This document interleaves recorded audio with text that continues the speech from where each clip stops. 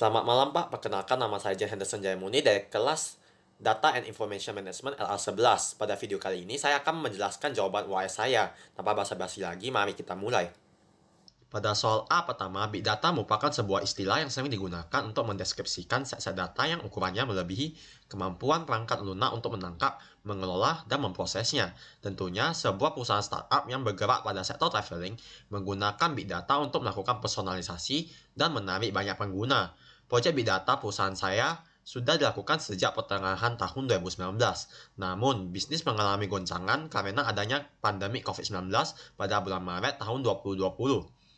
Bila saya diberikan kewenangan, saya akan menunda proyek Big Data yang sedang berlangsung dan melanjutkan proyek tersebut ketika keadaan sudah mulai normal kembali. Ini dikarenakan personalisasi yang dilakukan bisnis startup yang saya bekerja mungkin saja merupakan sesuatu yang baru dan belum pernah ada sebelumnya.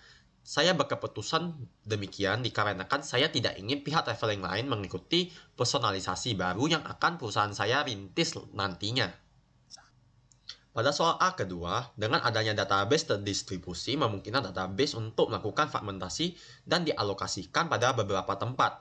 Selain itu, replikasi data juga memungkinkan pada database terdistribusi untuk meningkatkan kinerja dan melindungi ketersediaan data. Di sisi lain, database terdistribusi memerlukan biaya yang besar dan sulit untuk mengontrol keamanannya. Pada soal ketiga, prototyping adalah proses perancangan prototipe dari sebuah produk atau jasa yang digunakan untuk menguji dan mendapatkan gambaran dari model ide klien dan atau tim desain. Menurut saya, pengembangan aplikasi dengan melalui tahapan prototyping sangatlah sesuai untuk diterapkan, karena toko kue ini tidak memiliki pengalaman sama sekali. Sehingga ini merupakan pengembangan aplikasi pertamanya sejak toko kue ini berdiri. Jadi, prototyping sangat membantu toko kue dalam menentukan kebutuhannya. Pada soal B pertama, setelah saya membaca dan analisa kasus Megamall, saya memikirkan ada sebanyak 9 entitas yang terlibat dalam kasus ini, yakni tenan, staff, tagihan, unit detail, sewa, invoice detail, dan kwitansi. Berikut adalah ERD Logical Database Design dari kasus Megamall. Pada soal B kedua, normalisasi penting dilakukan untuk menghilangkan anomali-anomali data. Normalisasi terdiri atas 4 tahap, yakni UNF, 1NF, 2NF, dan 3NF. Pada tahap UNF, saya perlu memasukkan semua data yang memungkinkan menjadi atribut pada sebuah tabel.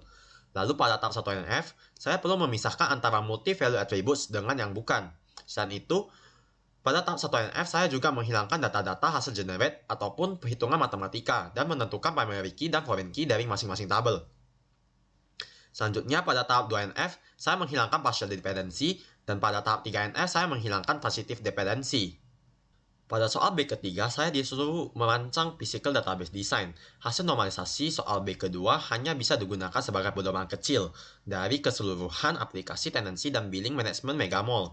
Oleh karena itu, perancangan physical database design yang saya lakukan tetap mengacu pada ERD Logical Database Design. Berikut adalah physical database design yang telah saya buat.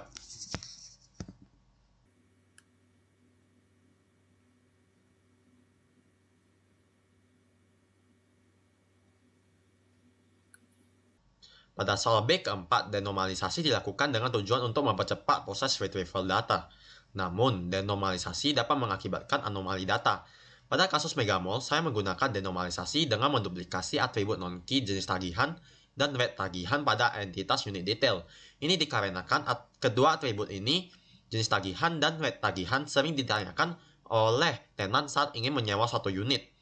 Berikut adalah hasil denormalisasi yang telah saya buat.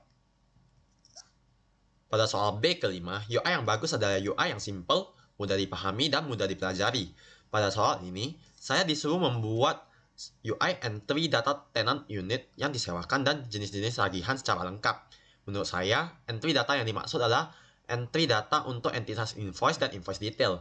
Oleh karena itu, saya telah membuat dua buah interface, yakni UI untuk invoice dan UI untuk invoice detail, yang menurut saya sudah memenuhi kriteria dasar UI yang bagus. Berikut adalah UI dari entry data invoice. Setelah staff mengisi semua data entry data invoice, staff dapat mengklik button Save and Continue untuk lanjut ke tahap entry data tagihan yang dikenakan, atau entry data invoice detail. Dan berikut adalah UI dari entry data invoice detail. Tombol Add digunakan untuk menambahkan atau menginsert data invoice detail ke dalam database. Sedangkan tombol Back to Home digunakan apabila staf sudah siap menambahkan data invoice detail dan ingin kembali ke homepage dari Mega Mall. Sekian penjelasan dari saya. Saya memohon maaf apabila terjadi kesalahan dalam penjelasan. Terima kasih atas waktu dan perhatiannya.